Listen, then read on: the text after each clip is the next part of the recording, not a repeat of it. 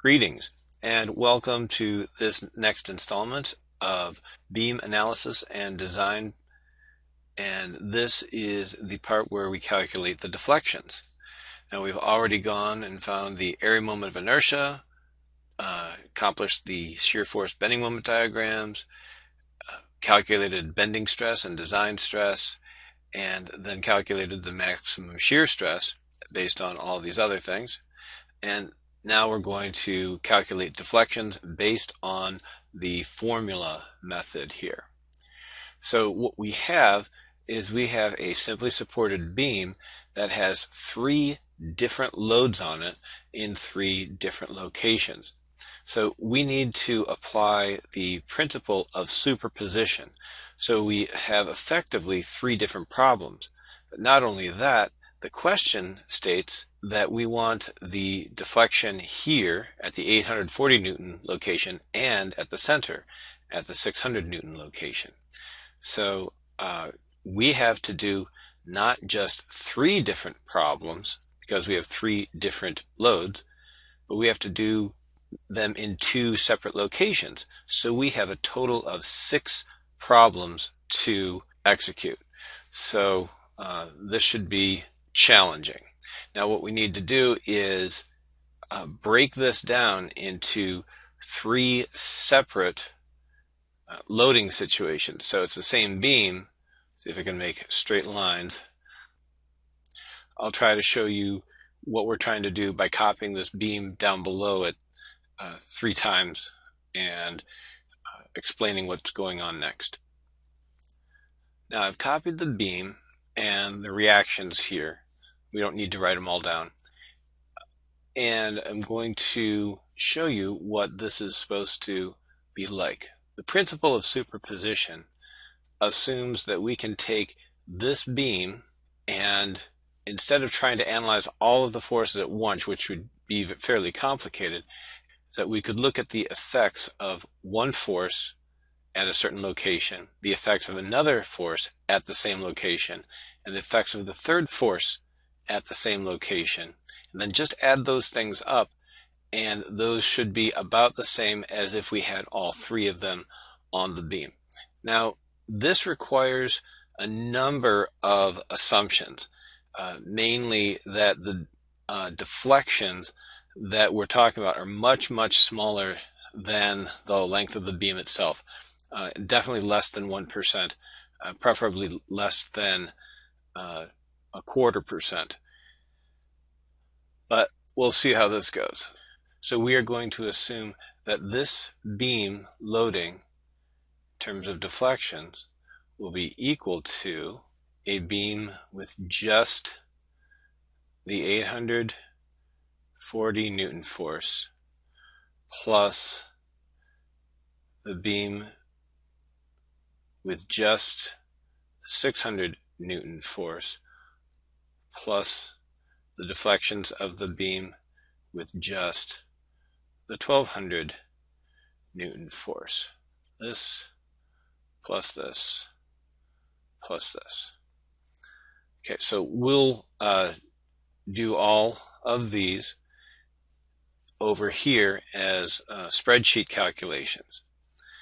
The biggest problem, though, is keeping all of your variables straight because the variables are going to change from one beam to the next. As you can see up here, here are our beam deflection formulas, and we need to make sure that we have all of our P's, Y's, Thetas, L's, X's, E's, I's, B's, A's, the whole shebang. All of those need to be kept straight. So that is the major difficulty. The good news is that one just needs to break this down into manageable pieces. Again, we have 6 total calculations to make. So let's just start with the 840 Newton force.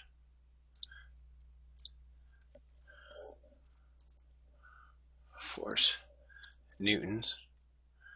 And this is going to be for each one of these P.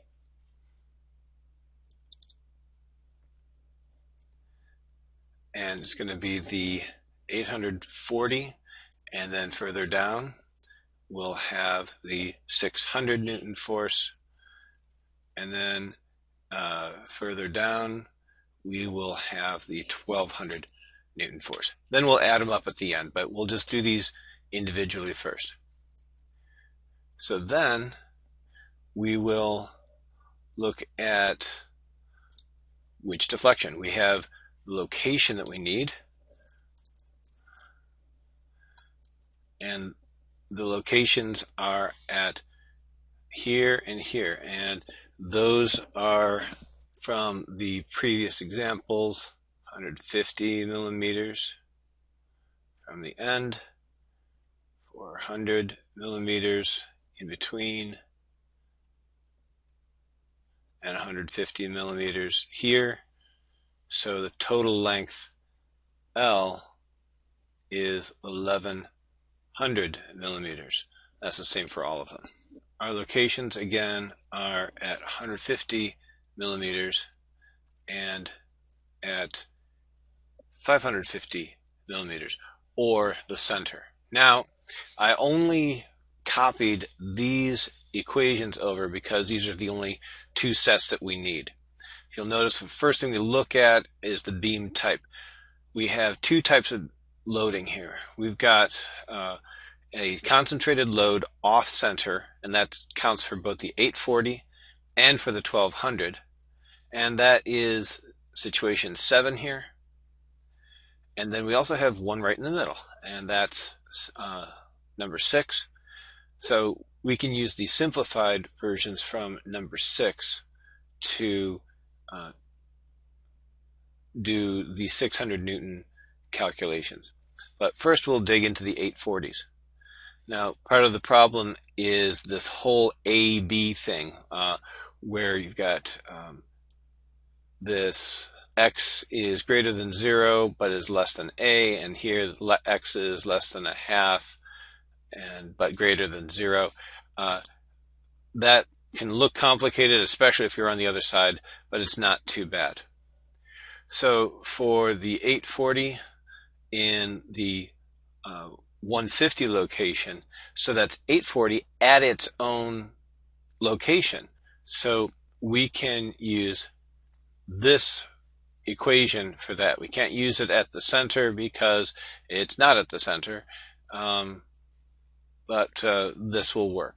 Now we could also use this one, in fact, because our according to this, the location that we want is at 150 millimeters, and A is also 150 millimeters. We could use either one in this case because they both end up being the same thing. I like to use just one, and we'll keep it simple. Okay, so let's grab this equation and move it over here to work with. Okay, so we need P. Oh, wait a minute, we've got P right there, and it's in newtons. We need B. So B is going to be the distance from where the load is to the far end. So that's going to be 950 millimeters. And X is the distance from the left-hand side to the location that we're interested in. It just happens to be this value. It just happens to be where the force is, so it happens to be A as well. So we'll take that, and that X is 150 millimeters. Oh, wait a minute. X is equal to exactly that location there. So we could change that if we wanted to in the programming.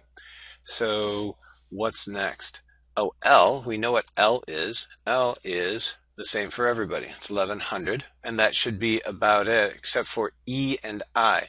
Now, let's do E and I a little bit separately. Let's put those over here, because we are going to be using E and I for everybody. E is the flexural modulus from the microplastics website. And notice how they have a little bit of a mistake here. I do believe this is supposed to be 2,287 megapascals. They probably copied it over from gigapascals and forgot to delete this decimal. So we'll use 2287 megapascals.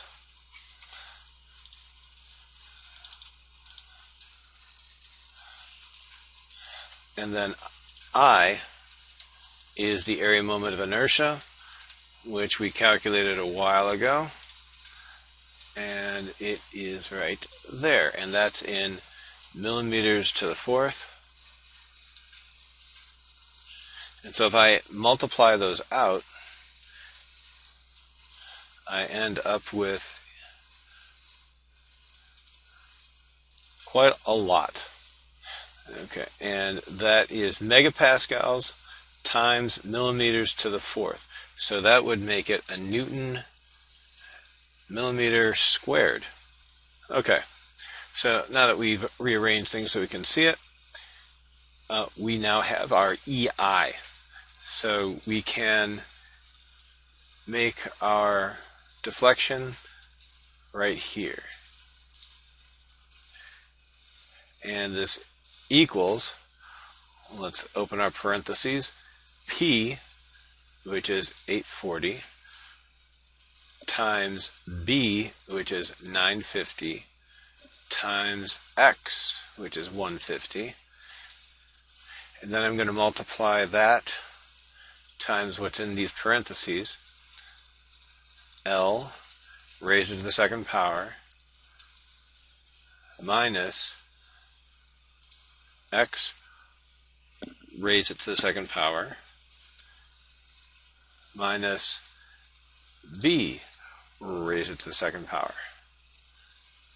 Then divide by, again open parentheses, 6 times, see that little L there, got to make sure you get that in, times EI there. And we end up with 8.5, again, something. Not exactly sure what. But notice how we always kept everything in millimeters. And we would end up with here, this whole bunch here is millimeters squared. Up top we have newtons times millimeters times millimeters. So everything on the top here would be newtons times millimeters squared, which would be newtons, millimeters to the fourth. On the bottom we have 6, and then EI is Newton millimeters squared, multiply that times L. You've got Newton millimeters cubed on the bottom. So we've got Newton millimeters to the fourth on the top, Newton millimeters to the third on the bottom, so we end up with just millimeters, which is what we were hoping for. A length, a deflection. Okay, that was probably the hardest one, but we've got more to do.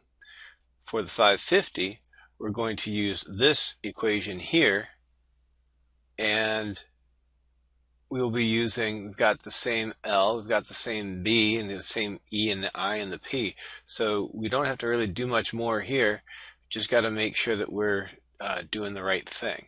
So notice how this says if A is greater than B. Well, guess what? Our A is not greater than B. Our A is 150 millimeters. That's the distance from the left-hand side to the load. And our B is 950 millimeters, the distance from the right-hand side to the load. Well, what are we to do? Really not so bad. All we need to do is imagine it the other way around. What if we were looking at it from the other side of the screen or the other side of the beam? Then our A would be B and our B would be A. And all we're doing is we're looking for the deflection at the center. So it doesn't really matter that much. We just need to replace our B with A. So because the center is going to be the same no matter which side we're looking at it from. So we'll do equals, open parentheses, P, which is 840 newtons, times B, which is, oh, wait, we wanted A. Well, our X is A, so we're going to do that there. So then close parentheses, times, open parentheses, 3 times L, which is this, square that, minus 4 times B, which is now our A. Raise that to the second power. And then we'll divide all that by 48 times that EI value over here. And we end up with 15.28 watt.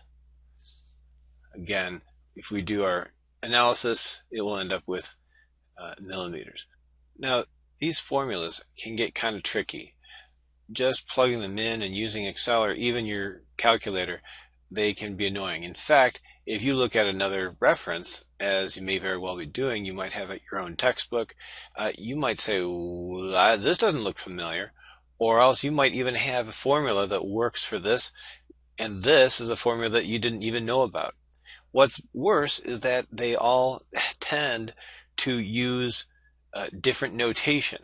So in this case, they are using positive values for a downward deflection. And I've seen other places that use negative values for a downward deflection. This makes it very difficult to translate from one to the next, unfortunately. Well, here we do have what seems to make sense. In the middle, you would expect a larger deflection than over closer to the support. So, and they're also within similar bounds. It's not like it's got a tenth of a millimeter here and 100 millimeters here. They're close within the same ballpark. Now for the 600 Newton force. Well, that's at the center, so we want to use this particular setup here, and because of it, we have easier equations to deal with. So for the 600 Newton force at the 150 millimeter location, we will use this equation because we want deflection at any section in terms of x. So we'll just drag this over here as reference. And we need to know what x and L are, and that's it. So our x is already up here, 150. L is already 1100, so we just need to create a formula here. So equals P, which is 600, times x, which is the 150, multiply that all by what's in these parentheses here. And we have this fraction here, so I'm going to make another set of parentheses, and I'm going to take 3 times this, raise it to the second power. I'm going to make another set of parentheses. Yeah, I got to do that. Divide by 4. Very often you will need to make parentheses to program, if you will, an Excel spreadsheet, because it sometimes reads things a little funny, and it's best just to express what you want.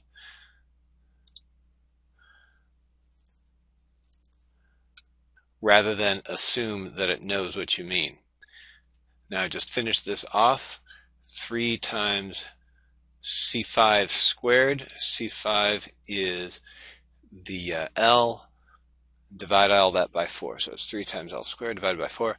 Then subtract x squared, and x is this location.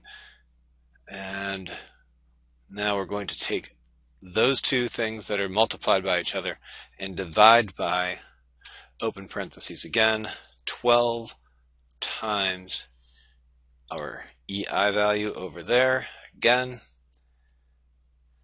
and we get 10.9176, make that 10.9, and those end up being millimeters. Now for the truly easy one, we need the 600 Newton force and find out what effect it has at the 550 millimeter location, which is right in the middle. So it's the middle force at the middle location, and that is this easy one right here. equals P times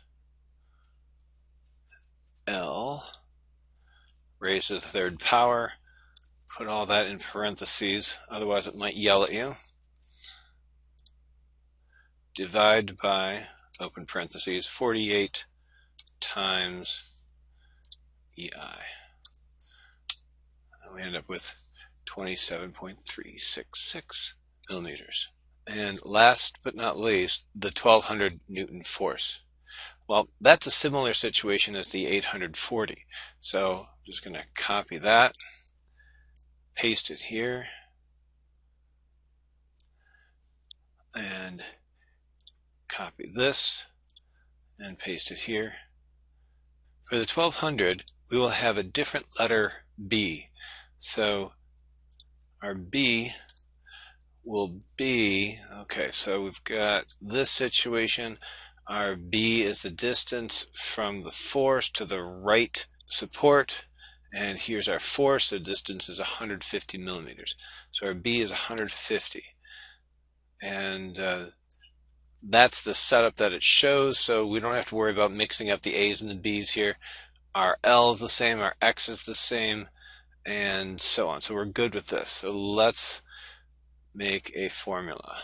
Equals, open parentheses, the force times B times X, which is right here, multiplied by L squared minus X squared minus B squared. Take all that, divide by 6 times L times EI, and at the 150 millimeter location, this 1200 Newton force is creating a little less than 8 millimeters of deflection. Okay, and so next is the 550 millimeter deflection location, and we don't have anything new to add into the mix. We'll make that equal force times B, close parentheses, multiply that times 3 times L squared minus 4 times B squared, all divided by 48 times EI. And we have a much larger deflection in the middle than we do way out closer to the support. Okay, let's look at these numbers and see what they mean. I'm going to put in numbers there. And we should probably put in all of our units here. So what we have here is that at the 150 millimeter location, the force that's at the location is causing a significant deflection. But what's interesting is that the force that's in the middle is causing even more of a deflection. That's because it has a greater moment arm, if you will, from the left-hand side here. So it's going to create that much more deflection, even though it has a lower force. Now this causes a large deflection in the middle as well. All of them have a much larger deflection in the middle. And the 600 one, of course, will cause a large deflection in the middle. That's where it's located. The 1200 Newton force is going to cause a relatively small deflection all the way over here, because the 1200 is over here. The curve is going to have a much smaller slope out this way than it will closer to its own load. So it won't have much of an effect as it will closer to its own load location, and it creates a substantial deflection over here in the middle. Okay, so now all we have to do is add them all up. So simply equals this plus this plus this, and then I can just copy that, I believe, over here. Okay, so our totals are 27.3 millimeter deflection at the 150 millimeter location and a 64.5 millimeter deflection at the 550 millimeter location. Now, the question actually asks what the precision is, and precision is a calculation of the maximum deflection. So, well, we didn't exactly find the maximum deflection, but we can get a pretty good idea of what's going on because of the middle. The middle will be very close to our maximum deflection. And we'll take this and divide it by the original length, which is L there. And we have a precision of 0.05862, which is just 0.06. And like I said before, at worst, we want to have a value here of closer to 0.003. That's the most you would ever want to have as a ratio of your maximum deflection to your length. So obviously we've exceeded that value by a large percentage. By 19 times or 20 times what would be considered just general precision, or the high side of general precision. So what I'm saying here is that our original assumption that our deflections are relatively small compared to the length of the beam is not valid. And so in fact all of our deflections here, all of our calculations are not valid because we have such a large deflection with respect to the length. So what I'm really saying here is not only did we find out that in bending stress this is not a good choice, but also when it comes to deflections, this is way, way, way too high. And you should really make sure that if you are in a design situation or a test situation, that you don't just leave it there. You actually interpret it. What does this mean? What's so bad about this? Or at least an interpretation saying, hey, this is a problem. That's what we're here to do. We need to make sure we find problems and don't put them into effect. This was a beam deflection problem that utilized the principle of superposition. We were given a beam with a certain loading, and we had to break it down into 3 separate beams and then do the analysis for each of these beams and then add them up. We had to also find the deflections at the 150 millimeter mark and right down the middle of the 550 millimeter mark. So we had to do 2 different calculations for each force, because each force will have its own effect, but it will be a different effect depending on the location. So 2 equations, 3 loads, 6 calculations.